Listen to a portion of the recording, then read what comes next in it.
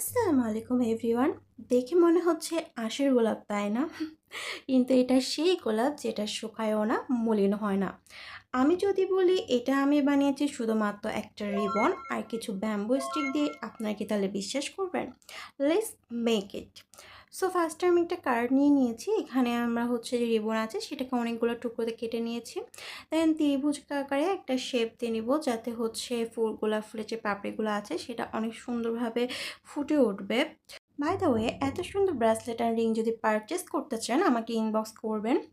So আমরা যে পাপড়িগুলো বানিয়েছিলাম সেটাকে আমরা একটার সাথে একটা অ্যাডজাস্ট করে নিব। তারপর একটা ব্যাম্বো স্টিক নিয়ে আমরা এই পুরা রোলটাকে সুন্দর মতো রোল করে একটা হচ্ছে গোলাপ ফুলের শেপ দিয়ে নিব।